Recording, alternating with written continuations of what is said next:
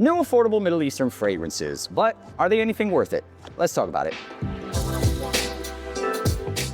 What's going on, guys? My name is Neeb. Welcome back to AROMATIX. We're in Dubai, and I'm sure you can recognize it in that little building right there that's also found on a couple of fragrances. Anyways, today we're going to be talking about a couple of new fragrances, and these are all French Avenue fragrances. Oh my God, yeah, the French Avenue fragrances. I've got a couple of AROMATIX Prestige here as well, which I'll be talking about on their own. There's La Di Da and all that stuff. Today I really wanted to focus mostly on these two right here, both of which I've tested already, including something like this. It's called Axis. So let's start off with the one that looks a little different. I closed it the wrong way. I was supposed to close it that way. But this looks like and reminds me of what you'll find on like a submarine or a boat, a ship, basically. This looks like the anchor. No, it's not the anchor. Anchor! I'm not sure exactly what it is, but it looks like the part where you steer the boat, basically. And the bottle itself is black. You can't really see through it. You can't see the color of the juice. And the atomizer is right under that steering column. Sprayed it on, looks like so. And the official notes of this fragrance includes freesia, plum, woodsy notes, ambers, vanilla, and labdanum.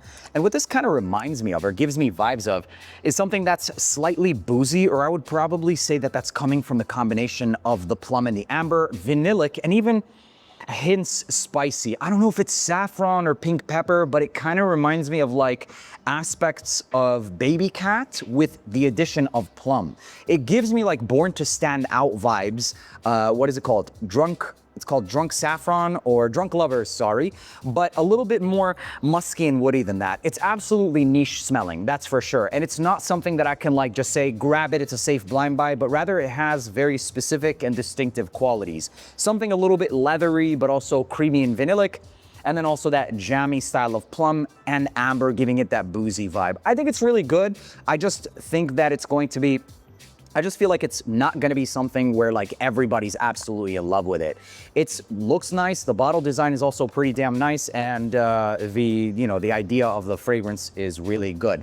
I think also this is going to be more of like a fragrance to be discovered. The longevity for this one is a good 6.5, 7.5 hours. But it in itself is not going to be something that's projecting, considering the fact that it's more around this amber and then also having that labdanum and vanilla. Its only projecting factor is going to be maybe some of the peppers, and what smells like to me might be this musky, peppery woods, or the peppers, or I'm not sure exactly what's in there aside from some of these notes, but the fragrance itself smells pretty damn high quality. Now, if I had to rate it, I wouldn't necessarily say that it's like wow or like something I'm absolutely ecstatic about, but it's still a really damn good fragrance that smells pretty niche. Moving on to the Moonstone collection. These caught my eye for quite some time. We've got the Noir and also the Eau de Parfum, just regular one. So let's go ahead and start off with the Noir. And one of the first things you'll notice of this presentation is that it has what looks like to be a moon on the top of the cap. It's pretty heavy and it feels like it might be made out of stone in itself as well. So that in itself gives it some bonus points and factor. But the fragrance is also something that's going to be dark, creamy, leathery. And me, myself, I'm not that crazy about leather scents. So I'm not gonna rave about this one either or rate it pretty high because of the facts, right? But if you like something that's like creamy leather, then you're probably gonna enjoy something like this. It just gives me like Pure Noir vibes. I think there's like this leather fragrance from BDK, if I'm not mistaken, that this one kind of reminds me of, maybe with a little bit of a base sweetness, but that's pretty much it, man. It's not like, wow, absolutely must have like some of the other fragrances, but still absolutely worthy of mentioning and including the quality of the presentation. Last but not least, this has to be my favorite of the lot. It's the Moonstone Bleu. And the reason being is because this gives me scent memories.